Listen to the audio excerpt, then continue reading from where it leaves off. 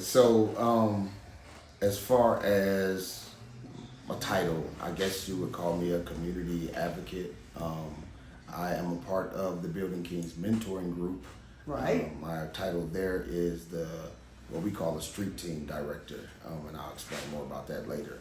However, I'm also in the process of establishing an organization called Big Hearts Community Projects, and I will be the CEO of that organization. And the organization, the title kind of speaks for itself. I'm a person with a big heart. The people that I've surrounded myself, as far as my board and other members of my organization, have huge hearts, and we feel like it's going to take us as a community to complete certain projects in our community to make it a better place. Okay, so my first question is, from what I understand, you did not grow up in a house without a father. You had good, solid parents, and yet you have a past. Okay, so tell us a little bit about how you, at the age of 14, started acting up. I could really simplify that question. The last part of that question. At the age of 14, I was introduced to crack cocaine. I'm a 70s baby, so I came around, started coming into my teens at the height of the beginning of the crack epidemic.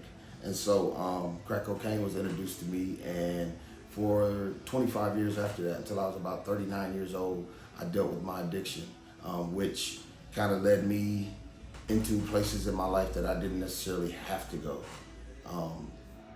The streets, the whole drug trade situation, gangs, in and out the penitentiary, just being somebody who I wasn't necessarily born to be.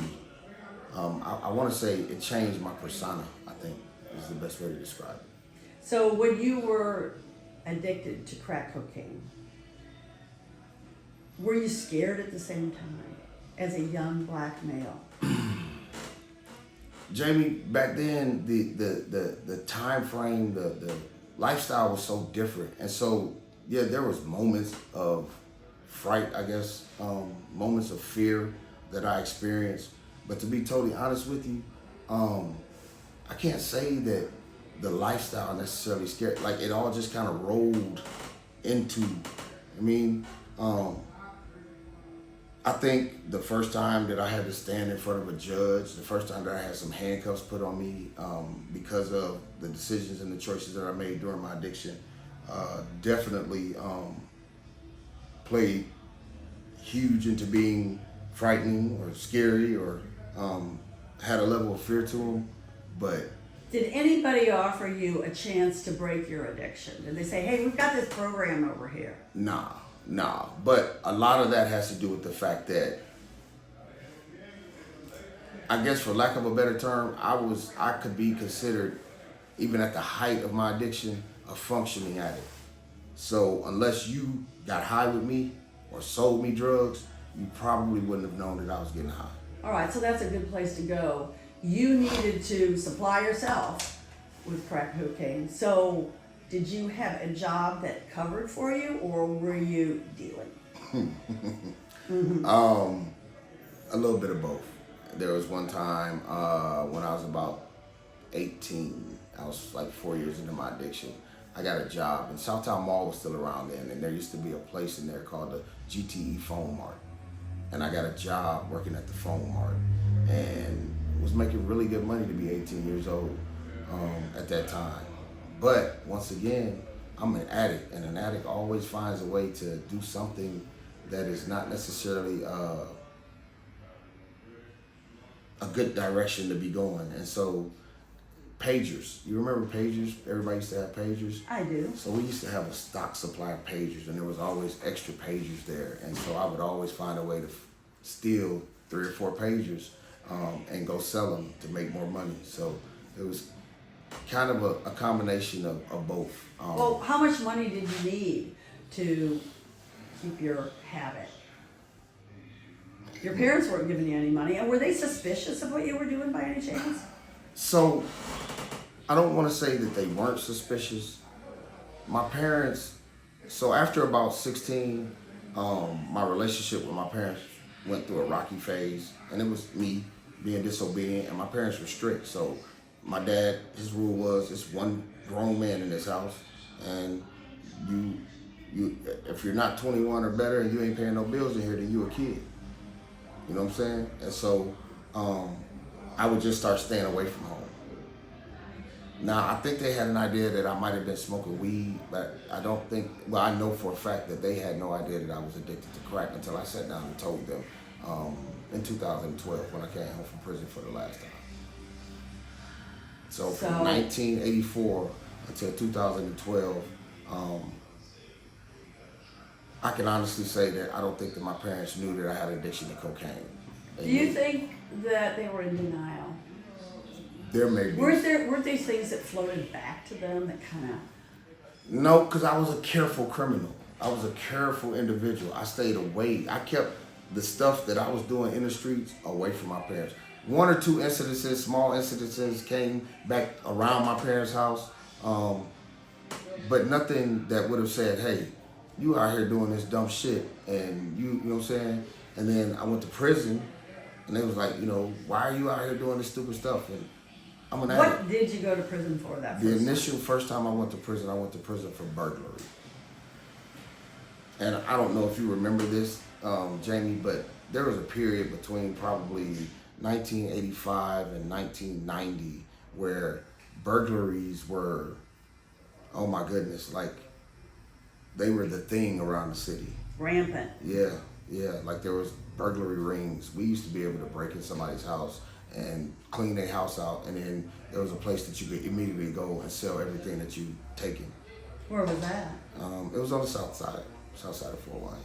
But you know, there was always, it was kind of like a market. You know what I mean? Nobody showed up and said, "Hey, that's my television," or? I'm sure it did. It never happened to me, but I'm sure that there was a time where somebody, hey man, I got some TVs for sale, and they go over there and they'd be like, hey man, that's my TV. I'm sure, but I was never involved in anything like that. Did that give you a rush when you were burglarizing homes with all your buddies? It did.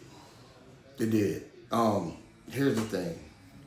I never really burglarized homes. There was probably two people in my probably 6 or 7 year period of time that I was committing burglaries that I ever committed a burglary with.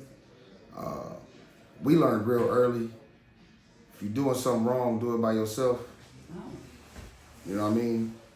Can't nobody tell on you, and you can't tell on nobody. And so that's like, you know, to kind of bring things forward a little bit, that's kind of one of the differences of the things that's going on in our community today, where these kids are doing all this stupid stuff, and then they telling on each other. You know what I mean? You didn't have social media. No, we didn't. But I don't even think social media is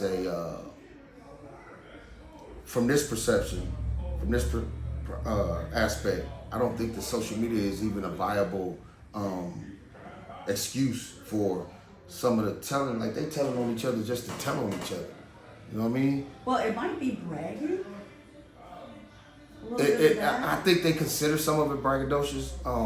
I mean, and now that, you know, since you brought up social media, I will say this. I watch many of people get on Facebook and literally tell on themselves, and then have the nerve to accuse somebody else of snitching on them. You know that's wild. Yeah. I mean, yeah, they're telling on themselves, and they do it all the time. They're making it easy for the FWPD and the Allen County Sheriff's Department to find them. So, but hey, they're out there, they're doing all this gunplay now. You were the same age, 14, when you took your first puff or whatever it was. So, were there as many guns? No. And if there was, we weren't using them. Now, I don't want to make it seem like there was never any youth-involved gun violence during our time period. There were a couple of, you know, situations where young people were getting killed. And now it grew. But I'm talking, when you go back to 1984, I was 14 years old. Probably from 1984, I'm going to be bold enough to say maybe 1994, 95, before that thing really started escalating, where you were dealing with so much juvenile violence, gun violence. We fought. And then the thing about it is, you're my friend. I mean, you might have a disagreement. Of course, you're a woman, so I wouldn't fight you. But Thank you. You might have a disagreement, but we might fight right now. Close that door. duke it out. When we get done, wipe our faces, put some ice on our heads, hug each other, and keep it moving. And then Really? tomorrow you'll see us and you'll be like, you wouldn't know that we fought. You know what I mean? Like, Where did these fights take place? oh, the parks, the backyards, the alleys, you know what I mean? So, I mean, they went down, you know, wherever they needed to go down, but there was never, for a good while, let me be clear, because like I said, once you started hitting the 90s, things started changing a little bit. But for a good while, from 84, probably to about 95, like I said, you know, that was a period where you could call somebody out. Let's fight. And we square up, win, lose, or draw. You might have to fight me every day this week. All right, so I'm gonna take. So what changed in the 90s? I think the crack epidemic had escalated. The pockets started forming. Fort Wayne was a pocket, so you had people from Detroit, you had people from Chicago, you had people from, you know, other states that were like, okay, we can go over here, take this dope over here, and make this much money off the dope. Mm-hmm. So now you got people who aren't from the neighborhood that are integrating into the neighborhood, but they own something else. And so now we got to figure out what the hell y'all doing. And then y'all getting money, but we ain't getting no money, and we live here. You know what I'm saying? So things like that started kind of building up and building. So in other words, they took over the businesses? Is that what you're saying? There was one point in time in Fort Wayne for probably a period of about, and this may be minimizing, but I would say anywhere from 5 to maybe 10 years where if you bought dope in Fort Wayne, you bought it from somebody from Detroit. There was a lot of wars, gunplay. That's when things started escalating, fights, stabbings. But it wasn't because we didn't like you just because you wasn't from here. We liked you because you coming into our city getting money. And we ain't getting no money. How did they keep you away from the business? Because they had the market kind of, because there wasn't really a major supplier of cocaine in Fort Wayne. Or if there was a major supplier, he was getting his supply from somewhere else and bringing it back. You know what I mean? But there was nobody specifically from Fort Wayne who just had the dope at their disposal. Or had so how did you meet these characters? Oh, they let you know who they was. You know what I'm saying? Like, you know, I don't know if you ever had a chance to hear anything about Gay Street or Skid Row, but these were literally dope. Like at any given time, at one period of time, you go to the corner of Pontiac and Gay. From that soon as you make that right turn on the Gay Street, because at that time Gay Street was a one-way going up towards Creighton. For about the next block and a half, hundreds of people out there. Everybody got dope. Was it just cocaine, or were there other Weed, drugs available? Cocaine. I've never tampered with anything other than marijuana and cocaine. Never ecstasy, never any of this stuff that they doing today. Back then, the primary source of money was cocaine, crack cocaine. There wasn't even a lot of powder cocaine around at that time. And then it kind of started transitioning. Early 2000s, you started hearing about people snorting a lot. So now you got crackheads and you got powder heads, you know what I'm saying? But it was just a transition over a period of time, like everything 84 to 90, 90 to 2000, 2010, and now we starting to talk about fentanyl and Perk 30. Fentanyl was really 2016. Didn't flood, but was trickling into Fort Wayne. Yeah, but prior to that, you had the whole prescription medication addiction phase, the oxycodones and the oxycontins, and I, you know what? Today, if you showed me heroin and didn't tell me it was heroin, I couldn't tell you what it was. I heard about it. Got a couple people in my past, elders of mine that I've known who have had addictions to heroin, but I couldn't tell you what heroin looked like. Was it mostly a white addiction, do you think? The heroin? Yeah. At that time period, the 90s, late 80s, 90s, I would say yes. But like I said, it wasn't anything that was in my area where, that I knew about. I won't say that it wasn't in the area, but it was anything that I knew about. So prior to 2016, when fentanyl came in, there was a really bad heroin problem. Mm-hmm. Who was doing that?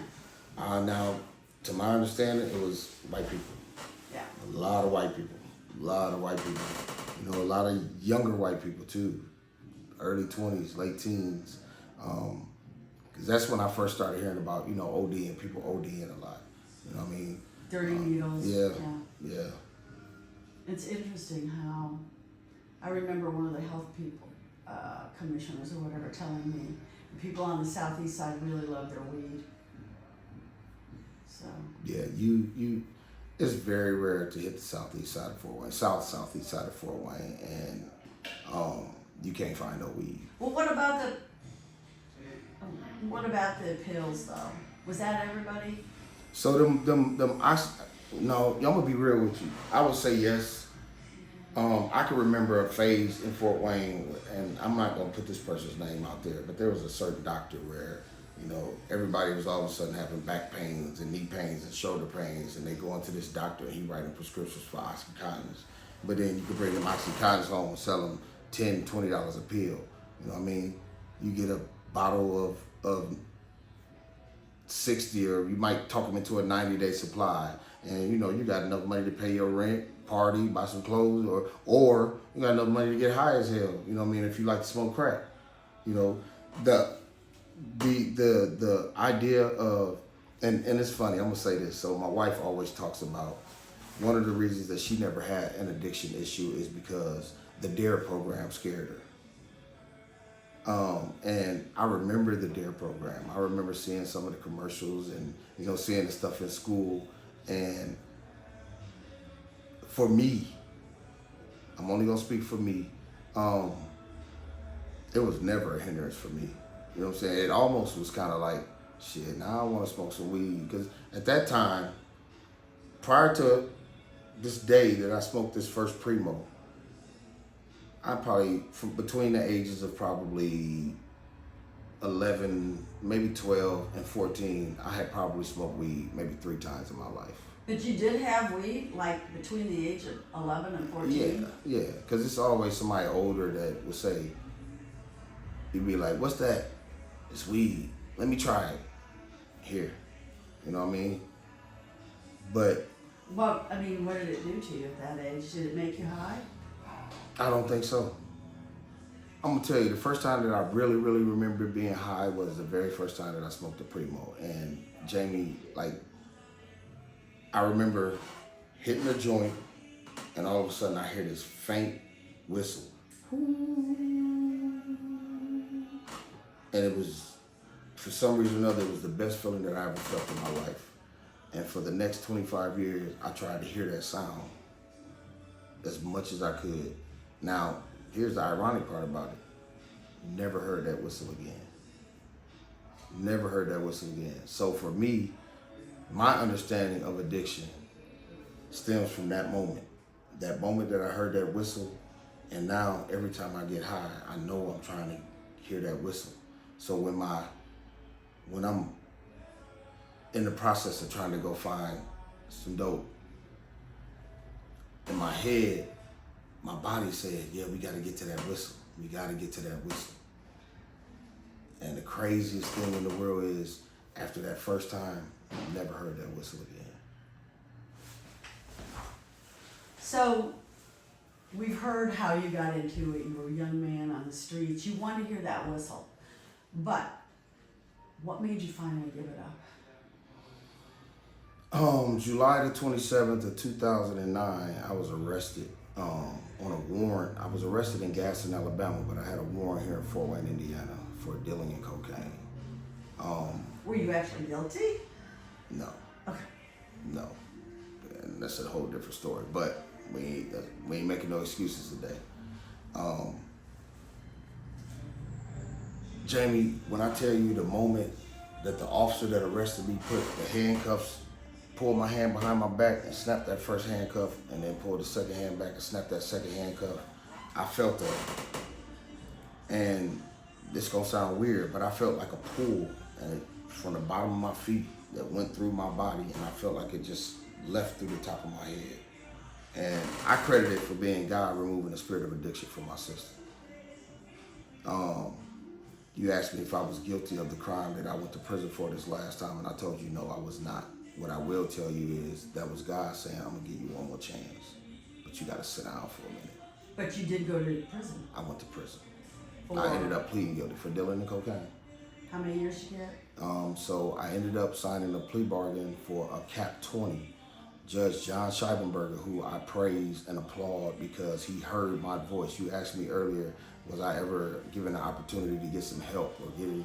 And until this day, I can't remember my sentencing date in 2009. It was sometime in May or June. John Scheibenberger asked me, Your Honor, the judge asked me, do you have anything to say before I sentence you? And I told him, bro, every time I come to prison, every time I come before one of y'all judges, one of these courtrooms, y'all don't do nothing but send me to prison. I said, man, I've been addicted to crack cocaine since I was 14 years old. I ain't never been given a chance to get help. I said, you give me an opportunity to get help and come home in a reasonable amount of time, and I promise you'll never see me in this courtroom in this capacity ever again. And March the 19th, which was Tuesday, 13 years.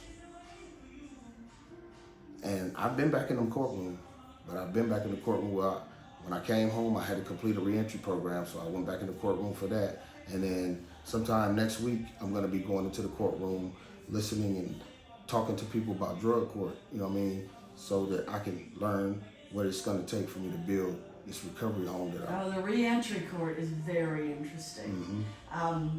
From what I can see, you don't get a whole lot of privacy.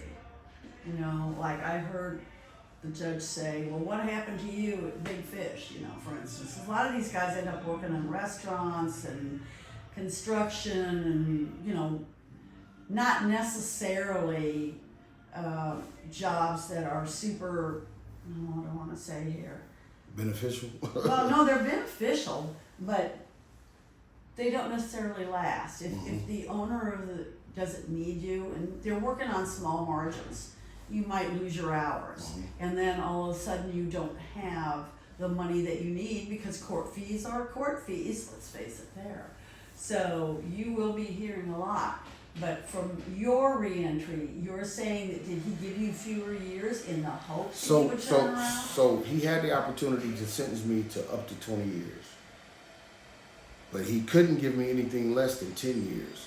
So he sentenced me to 10 years, but then he suspended 3 of them. Back then, you could still get 2 for 1 in the DLC. So you get a 4-year sentence, you do 2. If you get a 2-year sentence, you do 1. He gave me 10, he suspended 3. He gave me the 7 years. I do 3.5 years. But then he put it in the court order that I was to be admitted into the therapeutic community at Westville. Well, whatever prison I went to Westville. And that program saved my life. It really did. It really did. I have never hardly heard anything good about that place. That program saved my life. And the thing about it is this, Jamie. There's a persona that comes with being in prison. There's a stigma. A stigma. A person, this is the type of person you're supposed to be when you're doing time. And that program completely erases that, if you allow it. And so what happens is they put you on a dorm with all of these other addicts, all of these other criminals, all of these other criminals, and then they tell you guys as a whole to run this dorm in the manner that it would run if you was on a regular dorm and there was guards walking around through the dorm all the time. We always had just one guard on our dorm. That's amazing. The inmates were expected to house the dorm. Yeah, but that could be dangerous. And it could have been. And there was a couple times that it got dangerous. But then they got those people out of there. And so what you have to do is you have to submit to the program. So a lot of people sign up for the program or go into the program because it offers a time cut. Me. When I got there, they finally got me open in that dorm and they told me the possibilities for time cuts. That's the only reason I was going. But then I'm coming back to the dorm doing little stupid stuff and arguing with this person and not going to the classes that I'm supposed to go to and things like that. And the director of the program pulled me into his office and he said, hey, this is it. I'll give you one more chance. You go back to this dorm, you comply to the program, or you get kicked out, you go back to general population, you do your time in its entirety. Then I go back and I was like, okay, I'm gonna try it.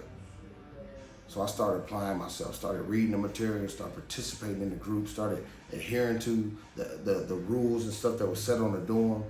And I made it through the program, and I came home March the 19th of 2012. And every day since I've left that program, some aspect of the things that I learned in that program, I apply to my life on a daily basis. Wow. I have to take the ridicule. I had to take the ridicule. You's a bitch. You don't want to fight. You scared. You corny. You square. You the police. You know what I'm saying? But I'm free. 13 years now. What did you say when people said that? Because this might be an inspiration for these young gangbangers out here. I told them, okay. You know what I'm saying? Call me what you want to call me. So here go the thing, Jamie. 2008. One of the most important people in my life, next to my mama, was my grandma, her mama. She died.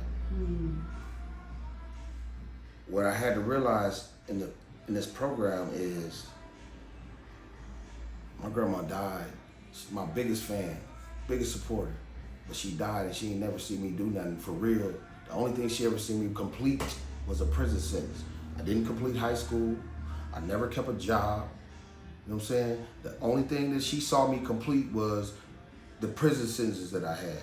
Never saw me complete probation, never saw me complete house arrest, never saw me complete parole, because I go to prison 3-4 years, 2-3 years, get out, fuck up, go back, get out, mess up, go back, get out. And then that last time I messed up, I was on the run and she died. You were on the run down to Alabama? Yeah. And she died. And then I come home from prison in 2012, and my mom has been diagnosed with early onset dementia. So right now today, I go to my mama's house, which is where I'm going when I leave here, and my mama has no idea who I am. I'm her oldest child, her firstborn child. Love that woman with my soul, and I know she loved me. But me and you walk into the house right now, and I tell her, hey mama, and she's gonna be like, who is you? So once again, here's another important part of my life who never seen me complete anything. What about your high school degree? Did you get that? No, I got a GED. Oh, well, I mean, okay, that's a good one. Yeah. I mean, that does take some commitment to get your GED, so. Here's the ironic part about that too. 30 days after I quit school, I leave Fort Wayne to go to Grand Rapids Job Corps. Less than 2 months after being in Grand Rapids Job Corps, I take and pass the GED test. Well, there's nobody that's ever said you're not intelligent, bud. So, Roderick, tell me about the kids today, because I know you want to help them. I know that your heart is in there more than anybody I know. So tell me what they're up to. So I'm gonna say this. The other night, I was sitting in my bed, and I get these epiphanies. I don't even call them epiphanies. I'm gonna be real with you, Jamie. I call them messages from God. People can say what they want about that. And a question came into my mind. And the question is, as a parent, my job is to protect, educate, support my child. So in other words, while you were on the streets, while you were addicted to crack cocaine, you also became a father. Yes. How many children? 4 times. Holy. 4 girls. Ah. 4 different baby mamas. Oh, wow. Okay. But the one thing that I lacked in producing and bringing these children into the world is the understanding and capabilities of what it took to be a father. But getting back to this question that came to my head, the question came in my head, if this is the case, that my job is to protect my children, why is it that these children don't feel that their parents are in a place where they can feel safe with them? That's today now. Yes. Okay. And the reason that I asked that question is because when I talk to some of these boys, some of these kids that I've talked to in the community here recently, just in the last few days, the number one question I ask them is, why you feel like you need a gun? To protect myself. Now, when I used to be in these streets and I used to do stupid shit and I needed somewhere to go and feel safe, I go home where my mom and my daddy was at. And it always put me in a place where I felt safe and protected. Anytime I was in a car with my mom or my daddy or we went somewhere together, I felt safe and protected. Today, our children don't feel like that. So they feel like they gotta get guns to make them feel safe. So in other words, you're living on the southeast side, you go to south side or, well, I don't know what. I went to south side in Lewis, but. Yeah, okay, so maybe something like that. But in other words, they feel like just walking down the street, they need that gun for protection. They feel like their life is so fragile that they could get shot walking down the street. That's Okay. what I'm hearing. All right. And so, when you ask me, what about these kids today? These kids today are, and I want to make sure I'm using the right word, they are emotionally and sensory deprived. And what I mean when I say that is from social media, from the music, from just the tone of the world right now, the video games that they play. Most of the video games that they play that are really, really prevalent amongst these youngsters are games where you can kill somebody. What are the names of those games? What's the one military game where you just go around and you kill people all day, or the one with the zombies that I don't know because I've never been a video game person even in my life. Like I used to like Pac-Man for a while, but that was like a brief period of time. But they got so many of these games where what is it, Grand Theft Auto, where you go around and you steal cars and you shoot people in the head and you beat people with baseball bats and you stab people with knives and then you die and you get another life. I don't think that these kids, see, here's the thing that I'm realizing about these kids. At the ages that we're dealing with this violence, specifically right now in the city of Fort Wayne, 14 through 24. I think we just had a 16-year-old who was killed by an 18-year-old on Thursday night, and we are now at Saturday. Yes. Okay, that's our 9th homicide of the year. Yes, and 3 or 4 of them has been juvenile related. The 16-year-old that killed the 17-year-old girl, the 18-year-old that killed his dad, and then this situation. So 3 that I can remember. But from this year. Yeah, just this year, and we're only in the 3rd month. But I feel like these kids are, well, let me go back and finish. The biggest thing that we as parents and adults have to realize with these kids is they are so much smarter at these ages than we are. And the reason I say that is because they got so much more access to information, so much more access to things that we had to kind of guess about when we were younger, but never could get anything solidified, from sexuality to guns, how they work, what kind of bullets they buy, to the video games, like I said, to, they just got access to every piece of, you don't have to, in my mind, there's not a kid in America that graduates from high school that should ever struggle in school. Not saying that they should cheat, but when you can go to your phone and get every answer to every question that you might want to ask, ain't no way I would have failed back then.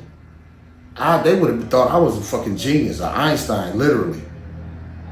If I'd have had the capability to say Siri, and Siri gonna give me the answer, you wouldn't have never ever seen nothing negative to even give you any idea that I wasn't intelligent.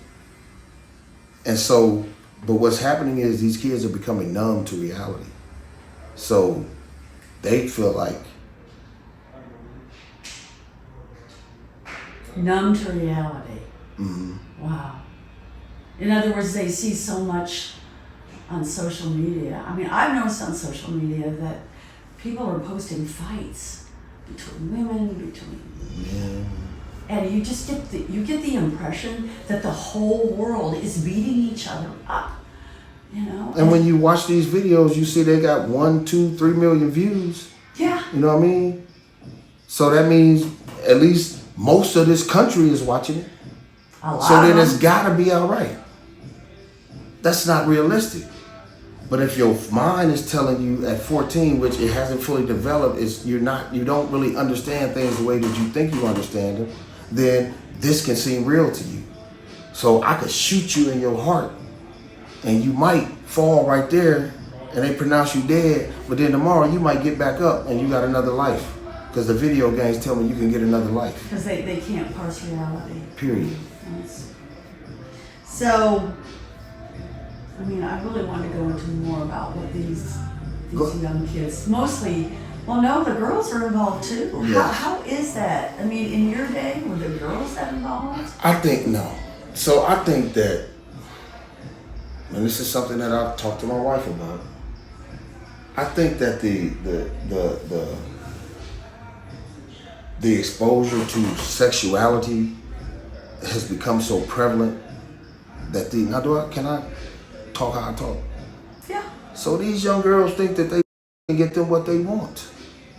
And so they use it and they learn to use it, and then some of them are watching their moms manipulate this guy for money and that guy for a car and this guy for a pair of earrings and this guy for a pair of shoes. Now they figuring out, well, I got so I can manipulate my way through life like this. And some of these young dudes got tender ass dicks. So you give them some pussy. Now they feel like y'all married. And then when they find out you done gave him some, now they want to fight him and they want to fight you. And then you sit back in the back, you figuring he got more money than him, so I'm going to be on his side.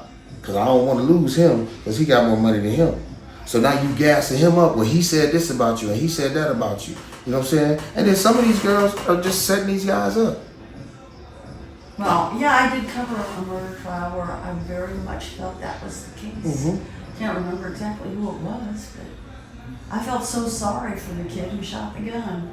And I probably shouldn't admit that, but I'm not saying his name. So. Yeah, but I mean, and that's the thing. So are these girls getting killed though too? I mean, you know, in the last couple of years, how many young girls we done had killed? You know what I mean?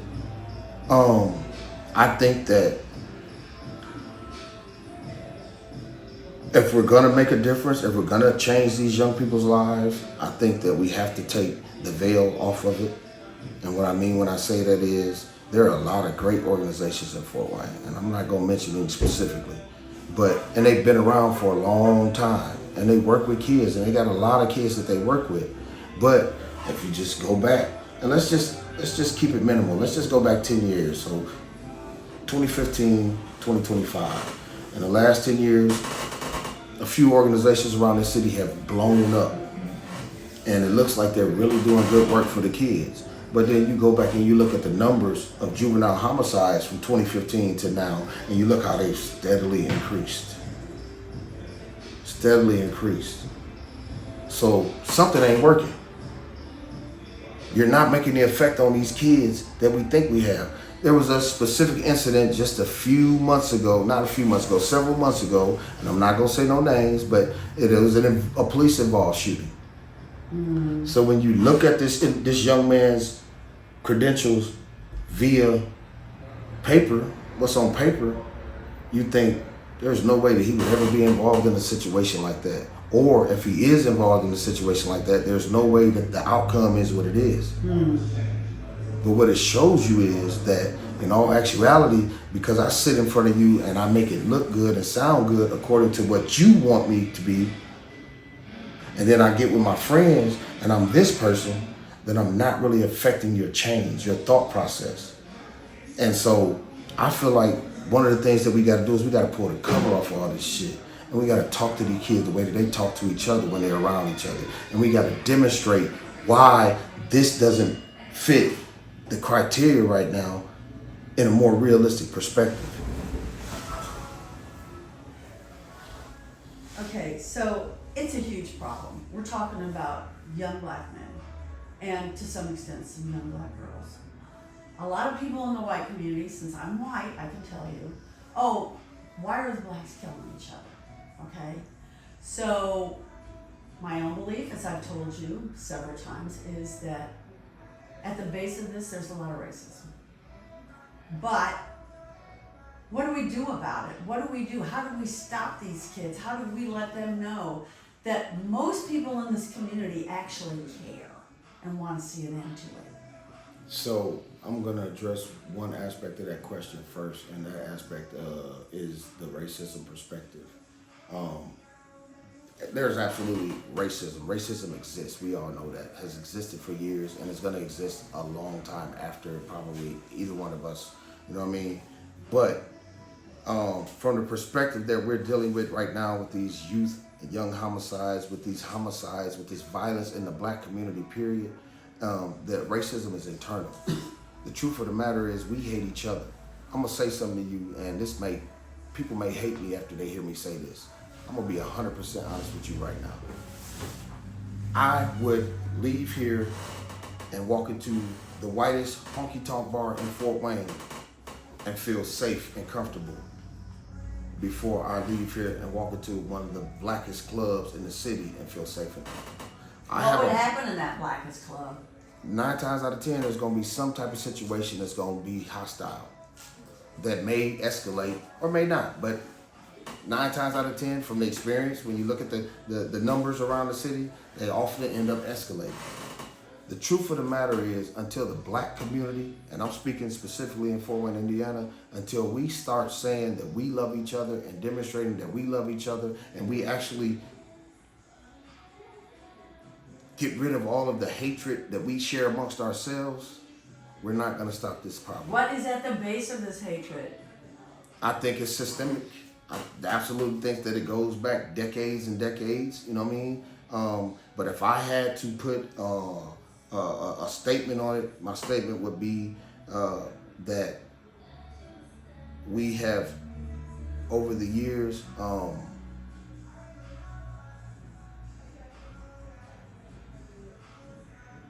become so enraptured in societal, I believe that I'm gonna tell you the truth. I believe that we have allowed this whole equal rights thing to become more of a weapon than an asset. You know what I mean? Well, there was what do black people say about white people? The same thing that they always say. Oh, the white man holding me down, the white man this, and the white folks don't want you to have that, and the white folks don't want you to have this, and you know what I mean? But whenever you get down, I don't see too many black people living up where I do in 46845. But the truth of the matter is, if enough black people get together and do this, here go the thing. I'll take you out of this building right now and take you on the south side of town, and we'll ride around from Lafayette down to Washington over to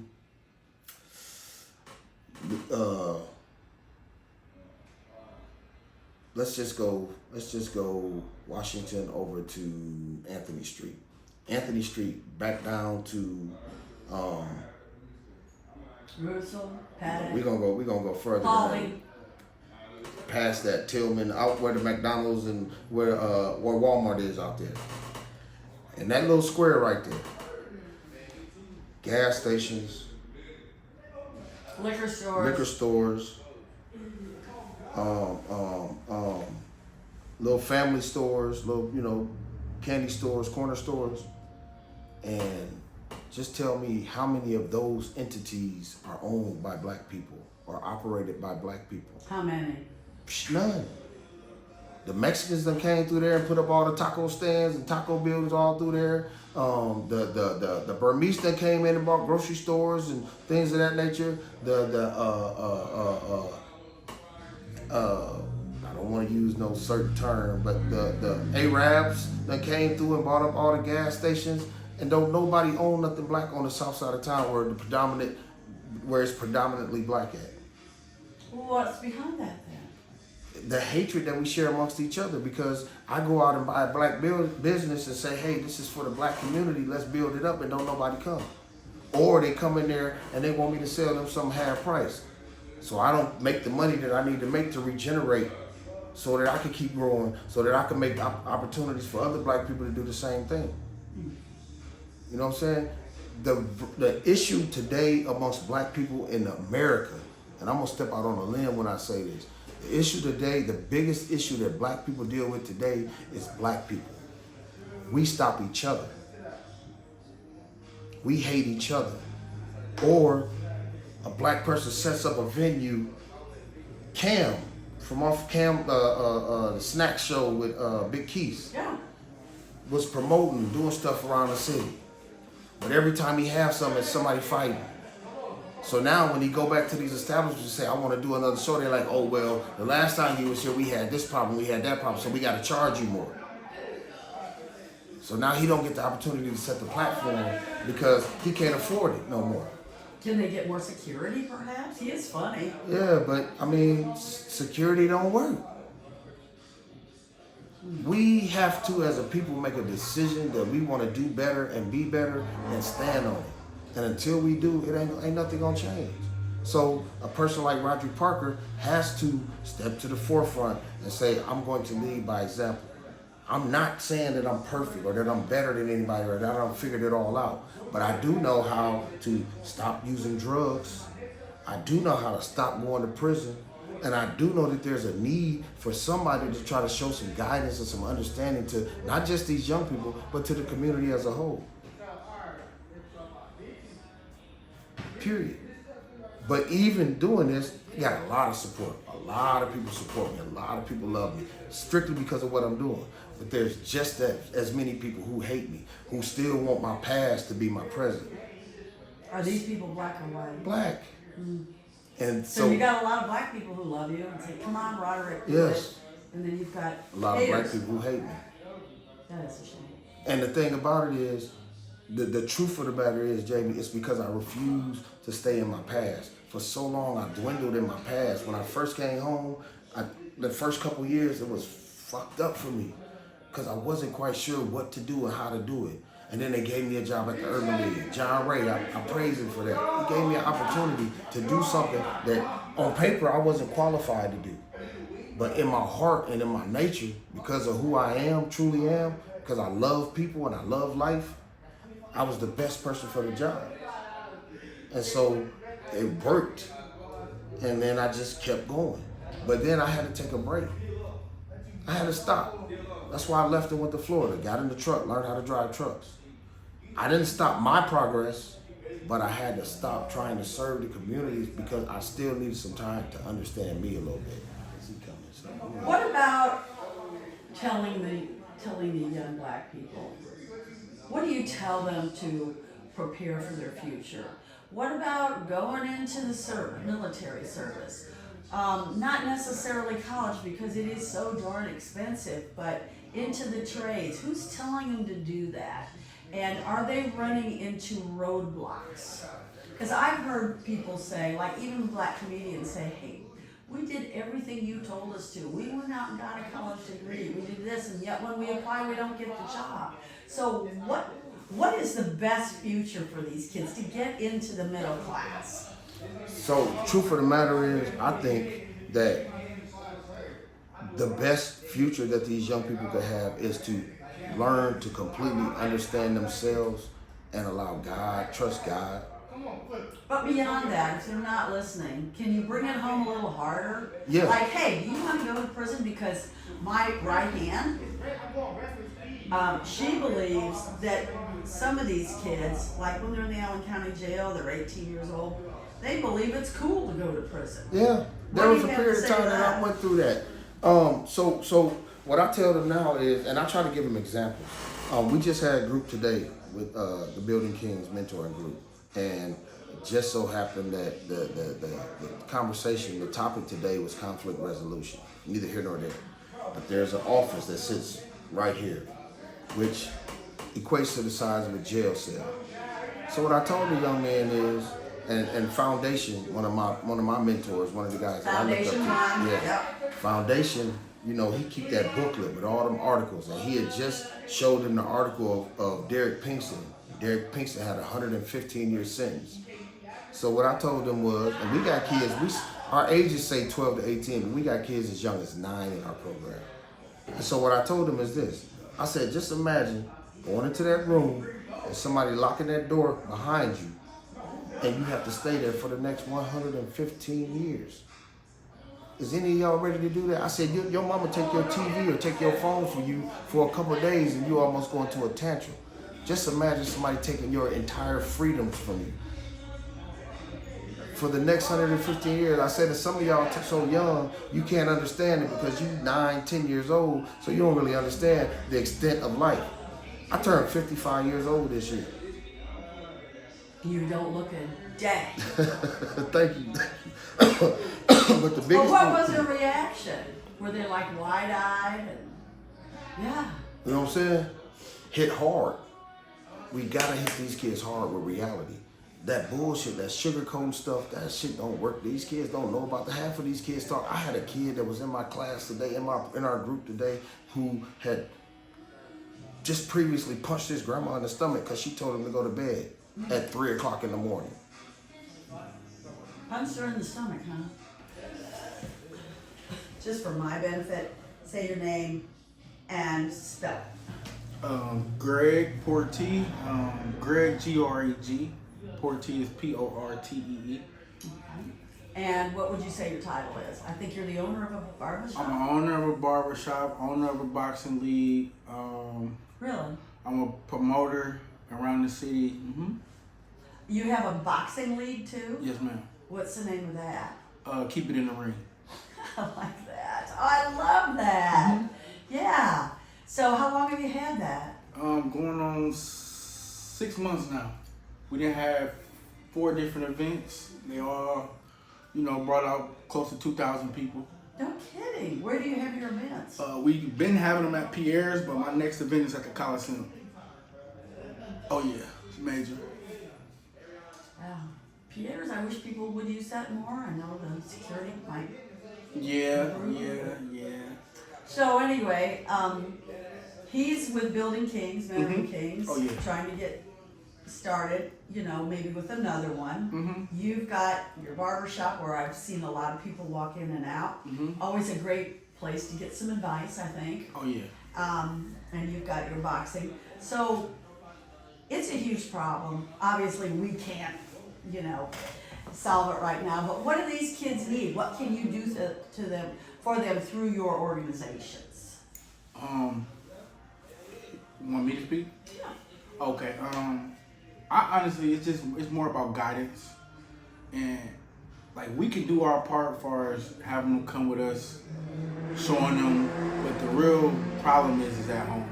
Like they need love. They need to be shown how to love, and So how do you reach the people at home then? that's the part where what he's doing is major, and what I'm kind of doing is major. See, like we call it put the guns down and get in the ring.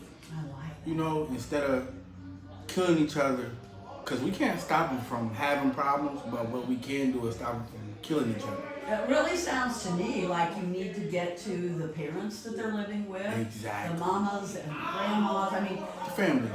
you watch Tyler Perry. Mm-hmm. You understand just how important that grandmother is. Yeah. So how do you do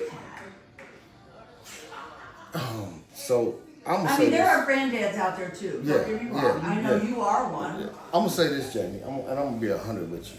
So we're at the point now in this city where somebody's gonna have to be the scapegoat. Somebody's gonna have to be the fall guy. And what I mean when I say that is, and I like to use Charleston White as an example. Charleston White went through what he went through as a child, tried to become a motivational speaker, tried to be the candy-coated motivational speaker. Wasn't nobody hearing him. The moment he started being factual, but calling people out, for example, one of the things that he talked about was how certain people, I can't remember none of the artist names that he used, but he made an example of how they was talking about how they killed somebody and then they was smoking his ashes. It was a rapper. You know what I mean? Got multiple millions of views. Is this a recent rapper? Yeah, I think it was one of them boys from Florida.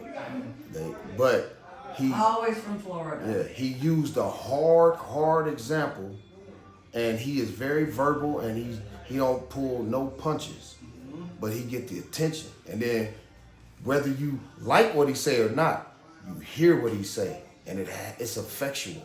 You know what I'm saying? The truth of the matter is, a lot of this music, people don't like what he's saying and the way he's saying it, but then you go back and you let your kids listen to music where they talking about killing people's mamas and smoking people's bodies. You know what I mean? Killing them and smoking their bodies in your weed and all of this stuff. And this is stuff that's happening all the time. But don't nobody want to be bold enough to step out in the forefront. So where do you see Charleston White? YouTube. On YouTube. Yeah, Okay. online. But we need a Charleston White in this city. We need somebody who's not afraid to take all of the repercussions that's going to come behind it. Because what's going to happen is we're going to start affecting people's brains. So how do you reach these people? Are you going to go around to the churches? So Start pointing that finger? See, it's really, and I hate to really say one community, it's the black community who's having these issues, because if you go to country music and other genres of music, they're not talking about killing people and murdering people, like, and then even if they are, again, it starts at home. It's a left and a right. It's a wrong and a right. You still know, I can listen to this music. That don't mean I'm going to follow it. And like what he was saying as far as Charleston White, with Charleston White, I love his meaning behind what he's trying to do. His delivery might be kind of off a little bit. It might be harsh for a lot of people, but what he's trying to do, he's telling the truth. How old are you, can I ask? I'm 35. Okay, so you're you're really doing well, Mm-hmm. and you're younger. Oh, so yeah.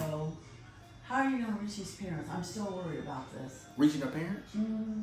So it starts with the kids. And it might going to be the kid. I reach the and parents his by mom. getting to the kids. Yep. Once I get the kid, now the parents want to know where are you going, what are you doing, who you're with. Now I come into play.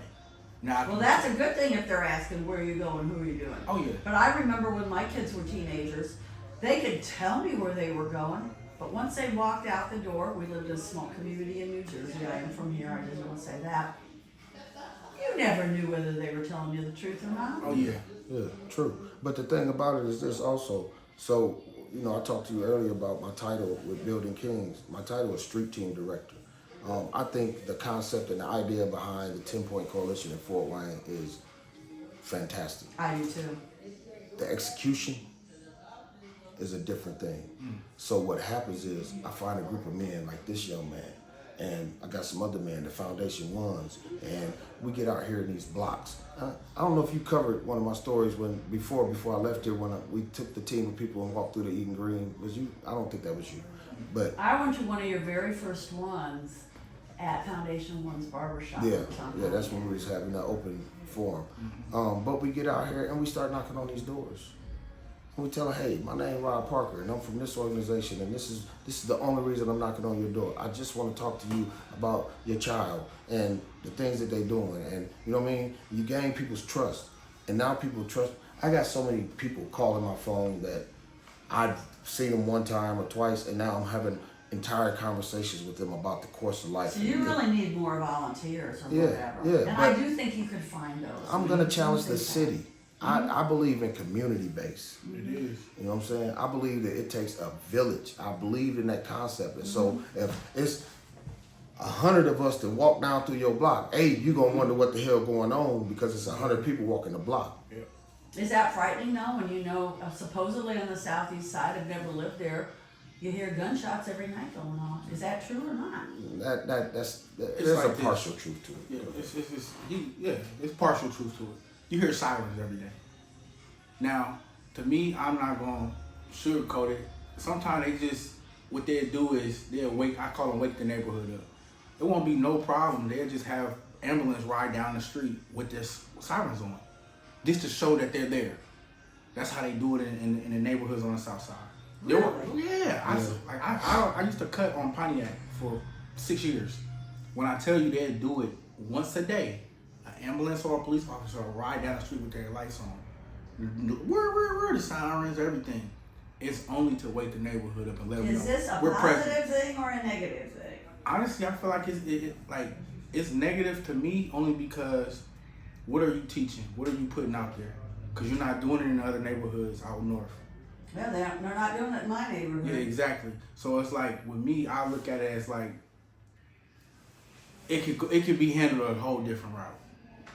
Start putting officers who not from Cherubusco that's afraid of us They don't know who we are as, this people, us black people. They don't know how to handle us or take us. They think we have attitude problems and put an officer who's from our neighborhood in our neighborhood.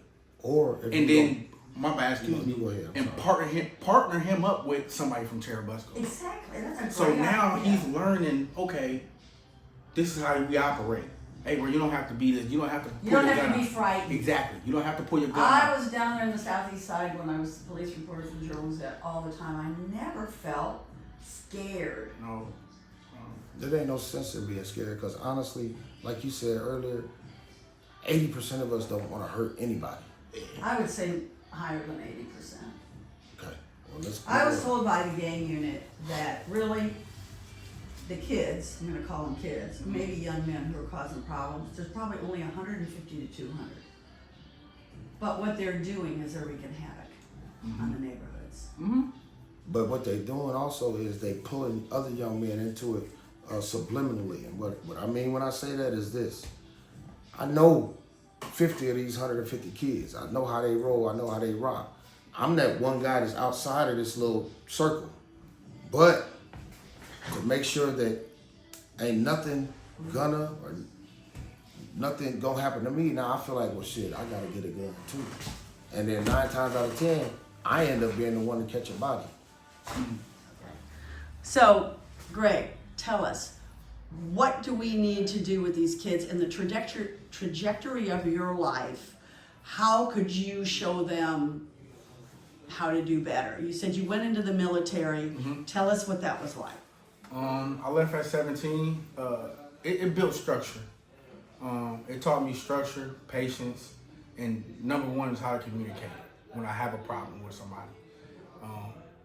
I didn't learn it instantly. It took time. But the problem is in our neighborhoods is, as a community, we don't know how to communicate when it comes to having an issue. But let me ask you something. Why don't more of them go into the military? Are they afraid they're going to get turned down?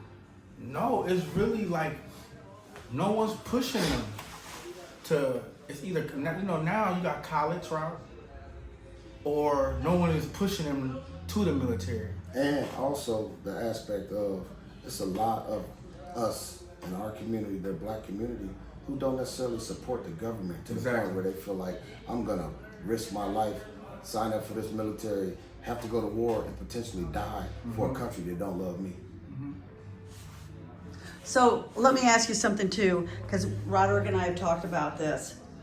What do you think? Why are these kids beefing so much? What's behind it? Emotions. And when I say emotion, it be women. A lot of these young kids are having problems with the same woman, and that be the issue. A lot of the times it be one woman started all this beef. Now this guy on this side is dead. Okay, we gotta retaliate over here, and now it's more than just a woman. It's you killed my person, you killed my person, and all it has. What could have happened is let's talk, let's communicate, and that's what's not happening.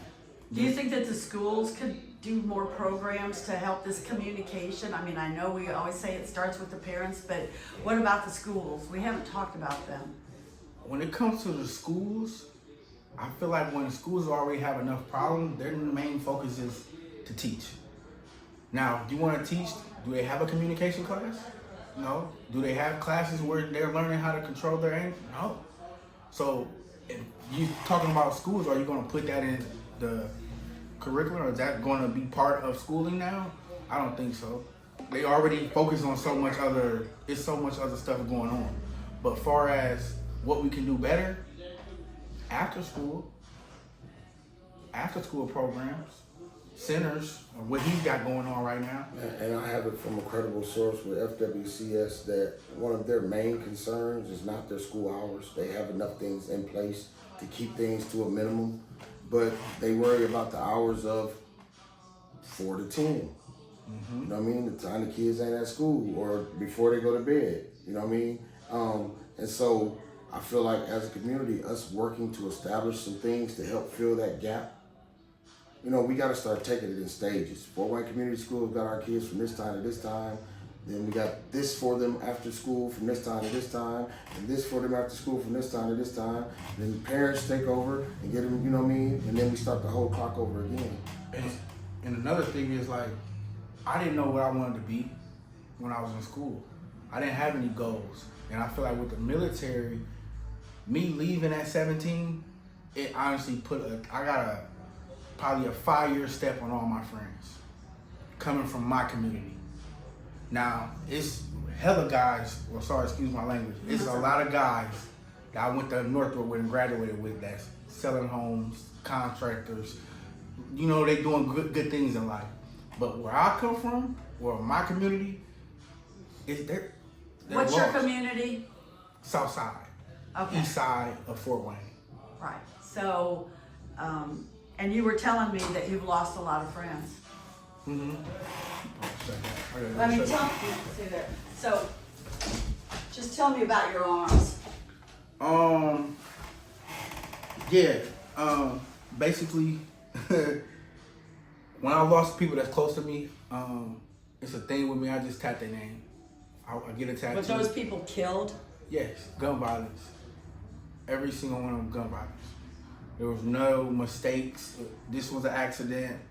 This could have been resolved all around communication, though. All it has to been was a conversation that, hey, I love you. I don't have a problem with you. We can end this problem. And guess what? It would have been over. But pride is in the way. We're not taught to control our anger. Where we're from, we're taught to fight. Stop crying. Why? Like, that's what I was taught growing up. Don't cry. Why? Why can't I unleash my emotion out? Why do you want to make me tough? And when I got older, I kind of realized that that's when with my kids, I allow them. Cry. Act out. Let it out. Because me, I was brought up, don't cry. Don't cry. And I'm just holding all this anger in. Now when I go out, I'm already mad. Did you get a high school degree? Yes, ma'am. Okay. I graduated from Northrop. At 17? 17, left.